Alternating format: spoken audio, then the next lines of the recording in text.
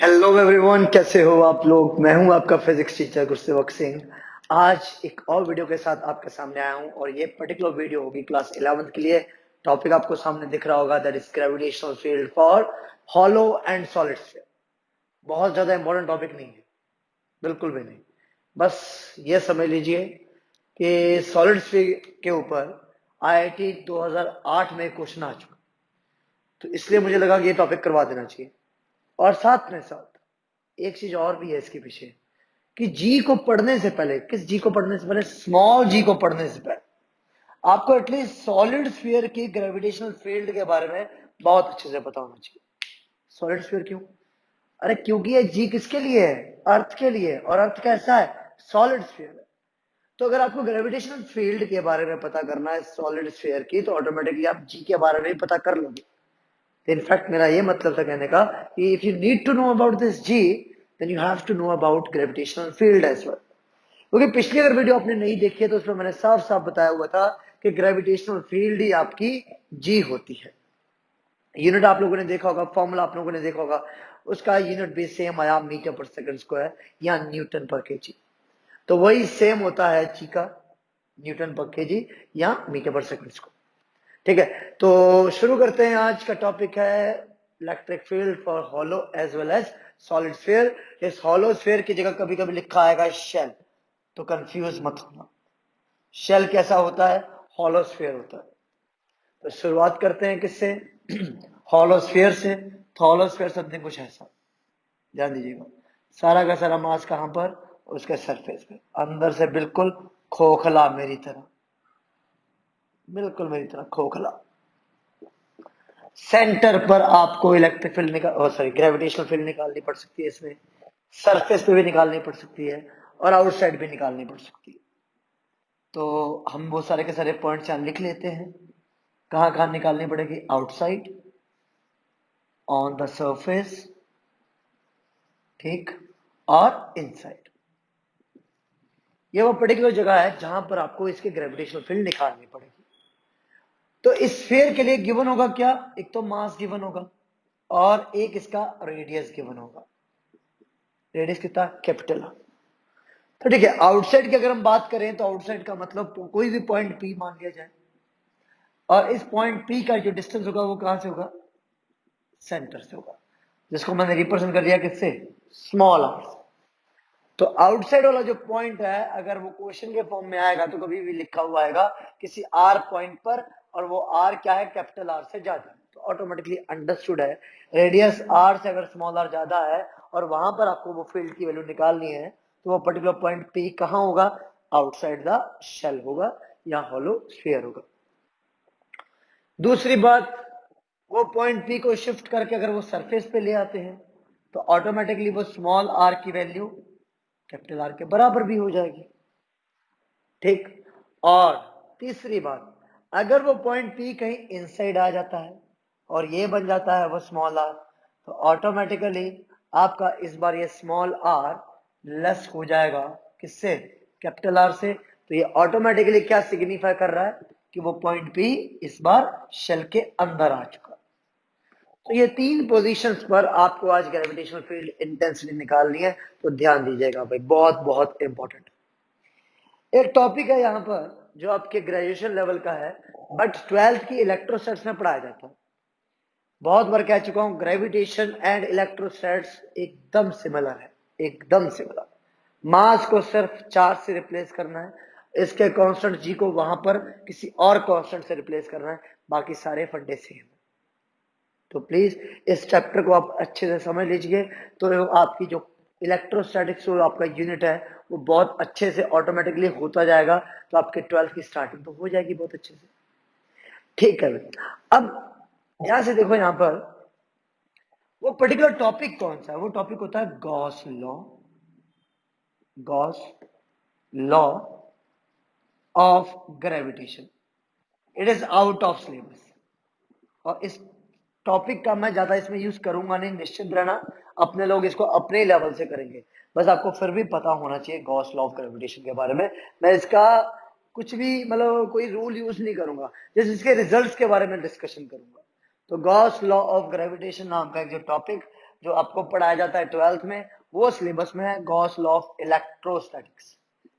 Gauss law of electrostatics वो अपने लोग पढ़ेंगे 12th में, वो इंपॉर्टेंट है, ठीक है। But Gauss law of gravitation आपको बीएससी के ग्रेजुएशन लेवल में आपको मिल जाएगा फर्स्ट या सेकंड ईयर में, तो वहां पर आप देख सकते हैं। तो ध्यान दीजिए भाई, सबसे पहले चीज जो यहां पर है कि आपका जो हॉलोस्फीयर है उसके सरफेस पे जो मास है वो यूनिफॉर्मली डिस्ट्रीब्यूटेड है, यूनिफॉर्मली डिस्ट्रीब्यूटेड है। और साथ में साथ ये कैसा है, ये सिमेट्रिकल स्फीयर। क्या मतलब होता है सिमेट्रिकल स्फीयर का?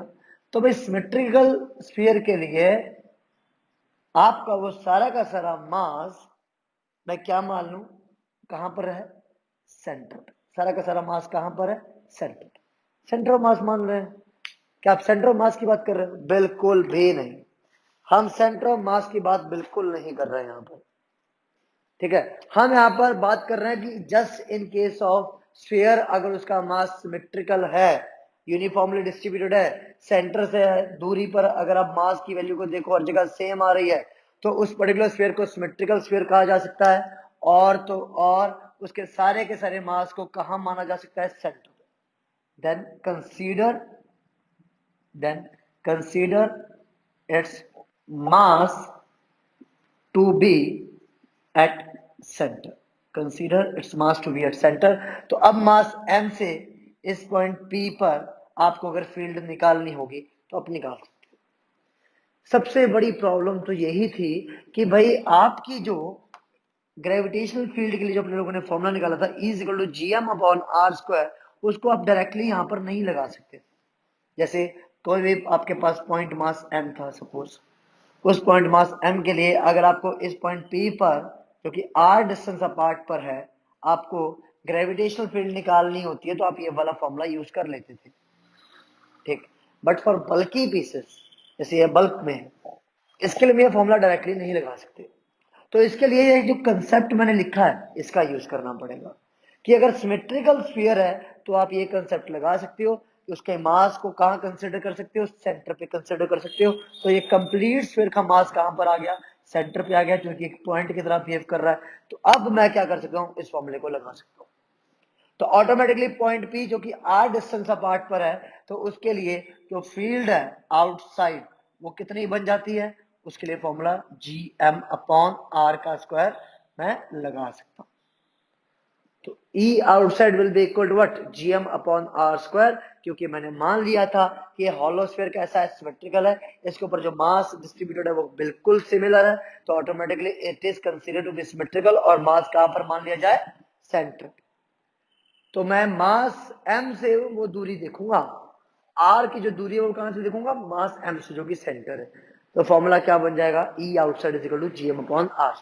फिर मैं डायरेक्टली ये फॉर्मूला यूज कर सकता हूं। अगर सिमेट्रिकल नहीं हुआ, नॉन यूनिफॉर्म ही हुआ, तो ये फॉर्मूला आपका नहीं लागू होगा, ये बात आप ध्यान रखेंगे यहाँ पर, ठीक है। सिमिलरली ऑन द स्फीयर के लिए, तो ऑन द सरफेस, यहाँ ई सरफेस की बात करो तो ई सरफेस पे आपका जो स्मॉल आर है वो कम होते होते किसके बराबर हो जाएगा, कैपिटल आर के बराबर। तो ई सरफेस का फॉर्मूला सिंपली क्या हो जाएगा, जीएम अपॉन आर स्क्वायर के बराबर हो जाएगा। तो E surface becomes what, GM upon R square. Clear, यहां तक कोई दिक्कत नहीं होनी चाहिए। तो सरफेस का जो ग्रेविटेशनल फील्ड है वो कितना होगा, E surface becomes what, GM upon R. अब सबसे इंपॉर्टेंट चीज इनसाइड की बात करते हैं। इनसाइड, तो इनसाइड बोले तो दो जगह है इनसाइड में, कौन सी, तो ध्यान से देखिए। जो पहली जगह होगी सेंटर, पहली जगह होगी सेंटर। तो इसको थोड़ा सा दिमाग से निकाल दो, सिमेट्रिकल स्फीयर वाले को। तो सेंटर पर अगर आपको इस कंप्लीट मास की वजह से फील्ड निकालनी हो तो ध्यान से देखो, डीएम मास यहां, डीएम मास यहां। तो ये डीएम मास क्या है, छोटे मासेस है, पॉइंट मासेस है। और इनकी दूरी कितनी, कैपिटल आर। सबकी दूरी कितनी, कैपिटल आर। सबकी फील्ड कितनी, सबकी फील्ड कितनी, डी ई फील्ड होगी सबकी। इधर के जस्ट अपोजिट एलिमेंट की फील्ड कितनी होगी, वो भी डी ई फील्ड होगी इधर। इसका जस्ट अपोजिट एलिमेंट इधर, उसकी फील्ड कितनी, उसकी भी डी ई फील्ड होगी। तो सबकी डी ई फील्ड, सबकी डी ई फील्ड, जितने मासेस सारे के सारे सेम, रेडियस आर, डिस्टेंस वो भी सेम, तो ऑटोमेटिकली डीई भी सबके सब क्या होंगे, सेम होंगे। तो सारे के सारे जो डीई एलिमेंट्स की वजह से फील्ड्स मिलेंगी वो सारी की सारी क्या होगी, इक्वल एंड अपोजिट। तो सेंटर पर ई एट सेंटर, वो बात इनसाइड की है, ये बात सेंटर की हो रही है। तो E at centre will be what, 0। Centre पर आपकी जो ग्रेविटेशनल फील्ड है वो क्या हो जाती है, 0 हो जाती है। बट हमें तो ये भी पता है कि ई इनसाइड भी 0 हो जाती है। ये कैसे पॉसिबल है, ई इनसाइड भी 0 हो जाती है, ये कैसे पॉसिबल है। चलिए कंसीडर करके देखते हैं कोई पॉइंट। तो ये आपके पास कोई हॉलो स्फीयर, जिसको मैं शेल पढ़ूंगा, शेल हो गया, ये उसका सेंटर हो गया, और ये वो पॉइंट हो गया जहां पर मुझे निकालना है, वो पॉइंट पी हो गया, जहां पर मुझे वो पर्टिकुलर फील्ड निकालनी है, पॉइंट पी ये हो गया। ठीक, अब यहां पर मैंने एक लाइन ड्रॉ कर दी, ध्यान दीजिएगा, यहां पर एक लाइन ड्रॉ कर दी। इसके ऊपर के मासेस की वजह से भी फील्ड्स होंगी, ऊपर के मासेस की वजह से भी फील्ड्स होंगी। तो वो सारी के सारी फील्ड्स किधर होगी, इधर की तरफ, इधर की तरफ, इधर की तरफ, इधर की तरफ, इधर की तरफ, इधर की तरफ, और नीचे की वजह से भी फील्ड्स होंगी। तो ये जितने भी मासेस यहां पर मैं कंसीडर करूंगा, इन सब की वजह से भी क्या होगी, फील्ड होगी। समझिएगा, बहुत इंपॉर्टेंट चीज है जो आप समझाने जा रहा हूं। ये सब छोटे छोटे मासेस मैंने कंसीडर कर लिए, इन सब की वजह से क्या होगी, फील्ड होगी। तो भाई इस पॉइंट पी पर इसकी वजह से फील्ड होगी, इधर आ गई, इसकी वजह से इधर फील्ड होगी, वो इधर आ गई, इसकी वजह से इधर फील्ड होगी, वो इधर आ गई। तो क्या नोटिस कर रहे हो यार, मास ज्यादा है, इधर वाली साइड में मास ज्यादा है। तो इधर वाली साइड में मास जब ज्यादा है तो इधर वाली फील्ड भी ज्यादा होगी, यही लग रहा होगा ना, इधर वाली फील्ड भी ज्यादा होगी। तो चलो एक और स्क्वायर बना के देखते हैं, रिजल्ट बना के देखते हैं, इसका रिजल्ट क्या हुआ होगा पे पॉइंट पे। तो इन सारी फील्ड्स का रिजल्ट कहां गया होगा, ऊपर गया होगा। इन सारी फील्ड्स का रिजल्ट कहां गया होगा, ऊपर गया होगा। उसको नाम दे दिया ई वाई। ठीक, इन सारी फील्ड्स का रिजल्ट कहां गया होगा, नीचे गया होगा। इन सारी फील्ड्स का रिजल्ट कहां गया होगा, नीचे गया होगा। उसको नाम दे दिया डी ई वाई डैश। ठीक, अब कईयों के दिमाग में होगा कि यार मास नीचे ज्यादा है तो ये वाली फील्ड ज्यादा होगी, तो नेट फील्ड को नीचे होना चाहिए था, ना कि 0 होना चाहिए था। बट मैंने लिखा है 0 होगी।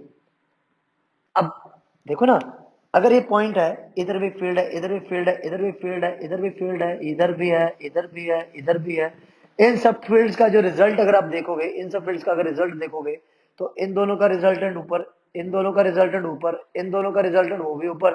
तो सबका रिजल्टेंट कहां गया, ऊपर की तरफ गया। सेम इन सबका रिजल्ट कहां जाएगा, नीचे जाएगा। ठीक, इक्वल एंड अपोजिट तो है नहीं, अपोजिट जरूर है, इक्वल तो है नहीं। दिमाग कह रहा है क्यों यार, ऊपर मास कम है, नीचे मास ज्यादा है। तो भाई फील्ड का जो फॉर्मूला होता है E is equal to G M upon R का स्क्वायर, जो कि स्मॉल आर अभी मान के चलिए। तो एम जितना ज्यादा फील्ड उतनी ज्यादा, एम जितना ज्यादा फील्ड उतनी ज्यादा। तो भाई according to this figure we can see कि भाई यहां तक का जो सारा का सारा मास है वो ज्यादा है, इसको कैपिटल एम मान लो। और यहाँ का जो मास है वो कम है, इसको स्मॉल एम मान लिया। तो भाई अकॉर्डिंग टू द कंडीशन तो हमें जो दिख रहा है कि कैपिटल एम इज मोर, तो इसलिए डी ई डैश वाई ज्यादा होना चाहिए। बट हम उसी टाइम पर ये नहीं देख रहे हैं भाई उसका डिस्टेंस भी तो ज्यादा है, उसका डिस्टेंस भी तो ज्यादा है। और जब डिस्टेंस ज्यादा होता है तो ऑटोमेटिकली ई का रिलेशन आर के साथ, अगर ई ज्यादा तो ऑटोमेटिकली ई इधर, सॉरी अगर ई ज्यादा तो आपका जो आर ज्यादा तो ई क्या होगा, कम होगा। अगर आर ज्यादा होगा तो ई क्या होगा, कम होगा। तो भाई वहीं पर ध्यान से देखो, इस पर्टिकुलर कंडीशन के लिए अगर एम कम है तो आर भी तो कम है, अगर m कम है तो r भी तो कम है। और इसके लिए अगर m ज्यादा है तो r भी तो ज्यादा है, अगर m ज्यादा है तो r भी तो ज्यादा है। तो देखो ना, अगर m ज्यादा होगा इधर तो r का स्क्वायर भी तो ज्यादा होगा इधर। तो ऑटोमेटिकली ये आपस में एक दूसरे को नलीफाई करके इफेक्ट को कुछ नहीं रहने देते, सेम रहने देते। तो जिसकी वजह से नेट फील्ड इन दोनों की क्या हो जाती है, इक्वल एंड अपोजिट। तो अंदर की जो फील्ड बचती है क्या बचती है, 0 ही होती है। तो inside at every point due to hollow sphere, या जिसको आप शेल कह सकते हो, आपके ग्रेविटेशनल फील्ड इनसाइड क्या होती है, 0 होती है। Very very important. ये आपको ध्यान रखना पड़ेगा एक्सेलरेशन ड्यू टू ग्रेविटी के उस फंडे में, डेप्थ वाले फंडे में, जब आपने जी निकाली होगी उस समय आपको कुछ बता दिया गया होगा, वो मैं आपको बताऊंगा क्या गलत बता दिया गया होगा, तो उसके लिए आपको ये पूरी वीडियो देखनी पड़ेगी। ठीक है, तो ध्यान दीजिएगा आगे।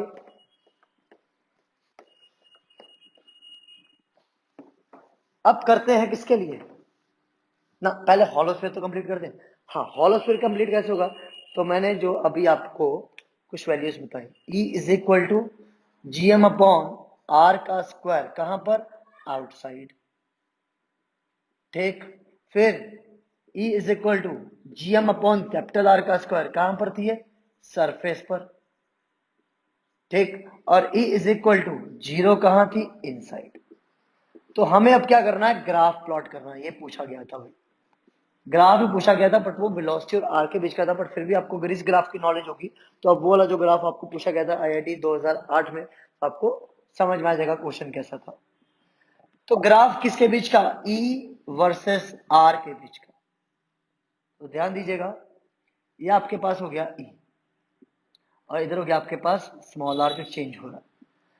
ठीक है, फॉर बेटर अंडरस्टैंडिंग मैं यहाँ पर शेल ड्रॉ कर लेता हूँ, फॉर बेटर अंडरस्टैंडिंग मैं यहाँ पर क्या कर लेता हूँ, शेल को ड्रॉ कर लेता हूँ, जिसका मैंने ये सेंटर मान लिया, ये सेंटर होगा।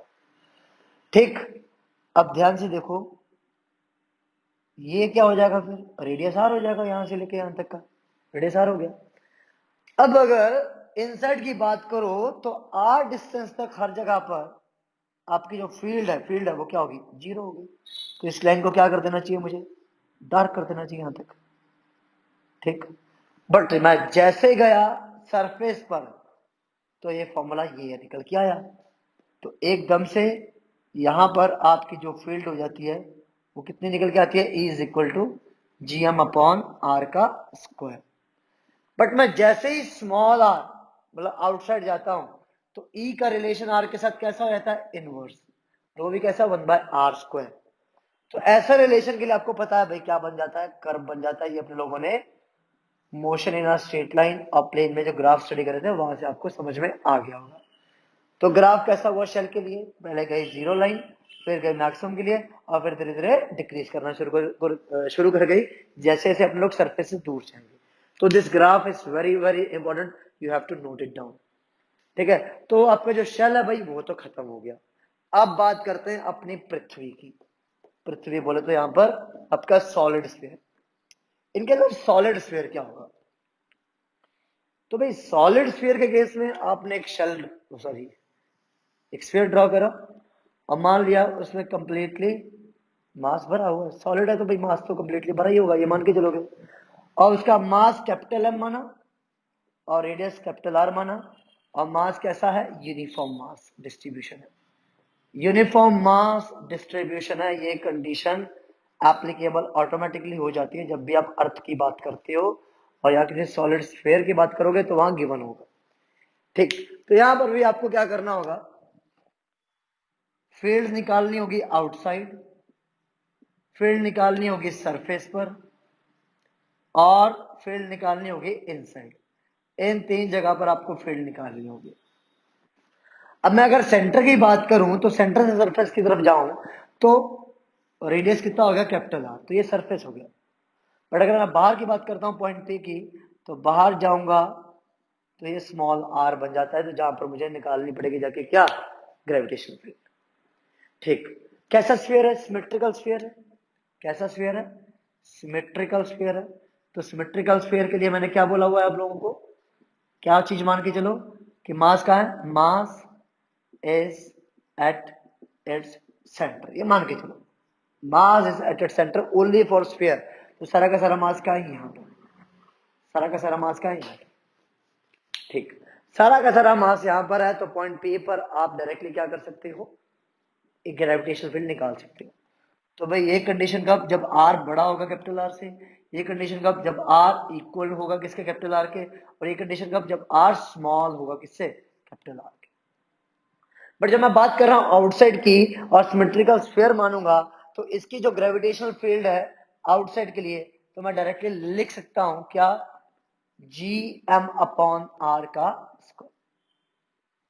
कोई दिक्कत नहीं होगी मुझे इसमें, और सिमिलरली अगर मैं सरफेस की बात करूं तो ई सरफेस की भी जो ग्रेविटेशनल फील्ड होगी वो भी यही इसी तरह से मैं स्मॉल आर की जगह कैपिटल आर लिख के इसको लिख सकता हूं, क्योंकि मैंने एक टर्म लिखा हुआ है सिमेट्रिकल स्फीयर, जिसके अकॉर्डिंग मैंने मान लिया कि मास सारा का सारा कहां है सेंटर पे, तो सेंटर मास m से अगर दूरी p तक जाऊंगा तो मैं ग्रेविटेशनल फील्ड का जो फॉर्मूला मैंने ड्राइव करा था पॉइंट मासेस के लिए वो मैं यहां पर अप्लाई कर सकता हूं। सिमिलरली सरफेस के लिए भी तो डिस्टेंस कैपिटल आर तक गया मैं तो इस सरफेस की भी ग्रेविटेशनल फील्ड इस तरह से निकाल सकता हूं, कोई प्रॉब्लम नहीं होगी, क्योंकि we have used the particular word symmetrical sphere. But the most important thing, अगर सेंटर से पॉइंट पी मैं कहीं अंदर मान लेता हूं, हाँ पॉइंट पी कहीं मैं अंदर मान लेता हूं, तो क्या होगा? तो ध्यान से देखो, ये है वो पर्टिकुलर मास जो पॉइंट पी के लिए ग्रेविटेशनल फील्ड प्रोड्यूस कर रहा होगा, ये बताया गया होगा आपको, है ना? तो क्या ये नहीं प्रोड्यूस कर रहा? क्या ये वाला मास प्रोड्यूस नहीं करेगा? ये मास तो मास है, ग्रेविटेशनल फील्ड तो होगी होगी, इसकी वजह से नहीं होगी, होनी तो चाहिए। ठीक, तो इस फिगर को कुछ ऐसे बना के देखते हैं, ध्यान से देखना। पहले अंदर वाला मास सारा का सारा सेंटर, और ये पॉइंट पी हो गया, ये सारा का सारा मास हो गया अंदर वाला। फिर बाहर वाला मास ये हो गया। मैंने थोड़ी दूरी बनाई है बट ऐसा होगा नहीं, ये मैंने थोड़ी सी दूरी बना रखी है, तो कंफ्यूज मत आना, हो सके तो जोड़ भी सकते हो, कोई प्रॉब्लम नहीं है ऐसी। तो ये जो पॉइंट पी है, for point P field can be categorise in two ways. एक फील्ड हो सकती है इनसाइड वाले स्फीयर की वजह से, इनसाइड स्फीयर प्रोड्यूस कर सकता है एक फील्ड, और एक फील्ड इस पॉइंट पर हो सकती है आउटसाइड स्फीयर की वजह से, field due to outside sphere. ठीक, तो अगर मैं इनके फिगर्स अलग अलग बनाऊं, यहां पर ध्यान से देखना, पॉइंट भी इस स्फीयर पे कुछ इस तरह से लाई कर रहा है, ठीक, सेंटर से कुछ इसका डिस्टेंस होगा, वो डिस्टेंस अभी के लिए स्मॉल आर मानो, स्मॉल आर ही होगा। और आउटसाइड स्फीयर के लिए देखो, आउटसाइड स्फीयर के लिए क्या है, सॉरी इनसाइड स्फीयर के लिए गलत हो गया, हाँ सही है। और आउटसाइड आउटसाइड वाला जो स्फीयर है, स्फीयर आपका वो कैसा है, हॉलो है, तो उसके लिए पॉइंट पी कहां लाई कर रहा है, इनसाइड लाई कर रहा है, उसके लिए पॉइंट पी कहां लाई कर रहा है, इनसाइड लाई कर रहा है। तो ये एक शेल की तरह बिहेव कर रहा है, ये एक शेल की तरह बिहेव कर रहा है। तो थोड़ी देर पहले मैंने कुछ बताया आपको, तो कि शेल के अंदर पॉइंट पी कहीं पर भी होगा, उसके लिए ई क्या होगी, जीरो, उसके लिए ई क्या होगी, जीरो। और सॉलिड स्फीयर के लिए थोड़ी देर पहले मैंने बताया कि सरफेस पर आपके ग्रेविटेशनल फील्ड के लिए फॉर्मूला आप सीधा सीधा क्या लगा सकती हो, ई विल बी इक्वल टू जी, तो अंदर वाले स्फीयर का कुछ मास होगा, उसको नाम दे दिया एम डैश, अपॉन में डिस्टेंस कितना आर, तो उसका हो जाएगा आर का स्क्वायर। तो जो टोटल फील्ड अगर आप ऐड करते हो और आपको रिजल्टेंट ई मिल जाती है, तो वो रिजल्टेंट ई कितनी होगी, just due to inside sphere होगी, जो उसके सरफेस पे लाई कर रही थी, वो कितनी, G M dash upon R का स्क्वायर। क्लियर करिए ये बात, पॉइंट पी कहां है, कहीं अंदर था, कहीं अंदर था। उस पॉइंट पी के लिए इनसाइड वाला एक स्फीयर बना, एक आउटसाइड वाला स्फीयर बना। इनसाइड वाले स्फीयर के सरफेस पर लाई कर रहा था, और आउटसाइड वाले स्फीयर के इनसाइड लाई कर रहा था, आउटसाइड वाले स्फीयर के वो इनसाइड पॉइंट भी इनसाइड लाई कर रहा था। जो इनसाइड वाला स्फीयर है उसके जब सरफेस पर लाई कर रहा था, तो सरफेस वाला केस मैंने थोड़ी देर पहले आपको बता दिया था, क्या बनेगी उसकी gravitational field, GM upon R का स्क्वायर। बट अगर मैं बात करता हूं आउटसाइड स्फीयर की, तो आउटसाइड स्फीयर के वो पॉइंट भी इनसाइड लाई कर रहा है, जो कि एक शेल की तरह बिहेव कर रहा है ये वाला स्फीयर। तो शेल के अंदर अगर कोई पॉइंट पी लाई करता है, तो उसके लिए ग्रेविटेशनल फील्ड क्या हो जाती है, जीरो, जो मैंने आपको थोड़ी देर पहले आपको बताई थी। तो वो ई क्या हो गई, जीरो हो गई। ठीक, अब ये ई की value GM dash upon R square की मुझे एग्जैक्ट वैल्यू निकालनी है, जो मैं निकाल सकता हूं कैसे, क्या लिखा है, यूनिफॉर्म मास डिस्ट्रीब्यूशन। तो इसका मतलब इसकी डेंसिटी होगी, तो डेंसिटी का formula mass upon volume, density का फॉर्मूला मास अपॉन वॉल्यूम।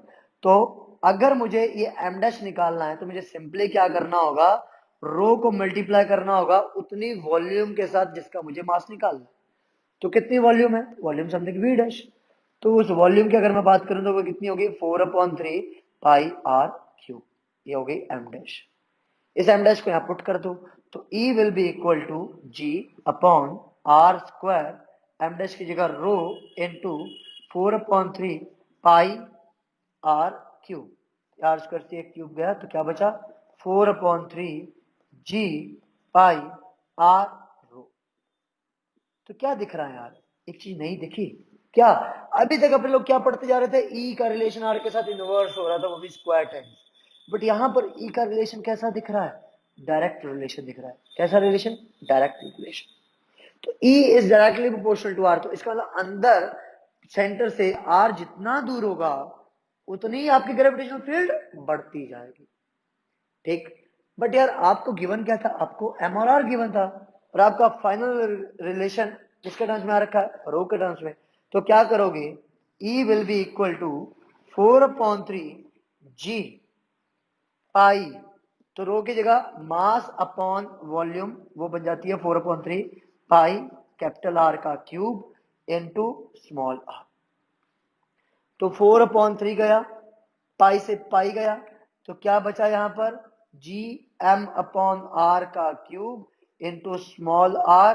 तो ये ई, सॉरी आपका जो ई है वो क्या बन गया? G M upon R cube into small R. तो ग्रेविटेशनल फील्ड आपकी सेंटर पर किसके अकॉर्डिंग होगी? इसके अकॉर्डिंग होगी। देखो भाई जल्दी से, कोई प्रॉब्लम यहां तक?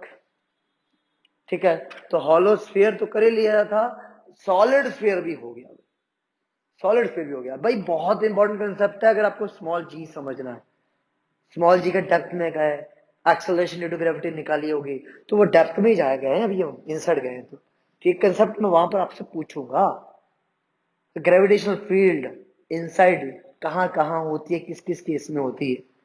ठीक है, तो इस कंसेप्ट को अगर आपने समझ लिया है तो इसका ग्राफ भी प्लॉट करके देख लेते हैं। वेरी वेरी इंपॉर्टेंट, समझो थोड़ा सा। ओहो,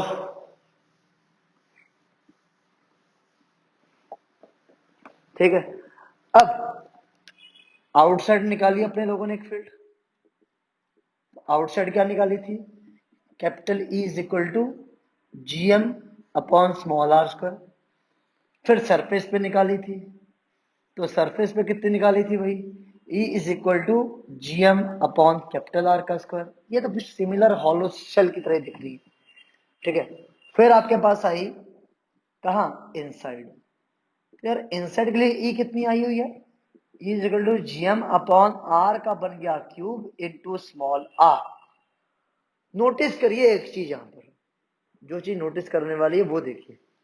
हर केस में ये स्मॉल आर है ना, ये वेरी है, ये वेरी कर रहा है।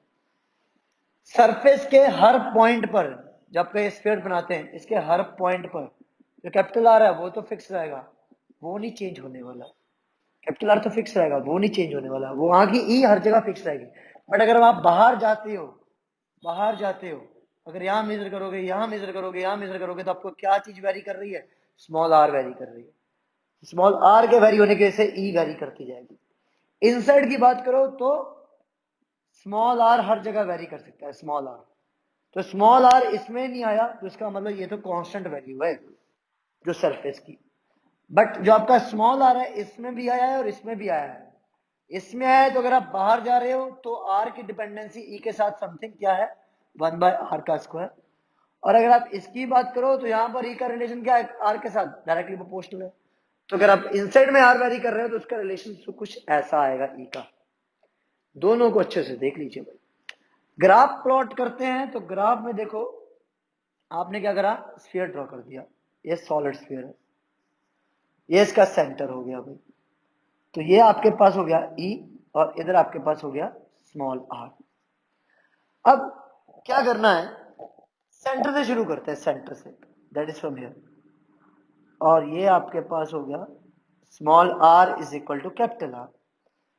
तो क्या नोटिस कर रहे हो कि जब तक स्मॉल आर कैपिटल आर के बराबर ना हो जाए तो वो इंसर्ट की बात कर रहे हैं, और इंसर्ट आपका ई का रिलेशन कैसा है? डायरेक्ट।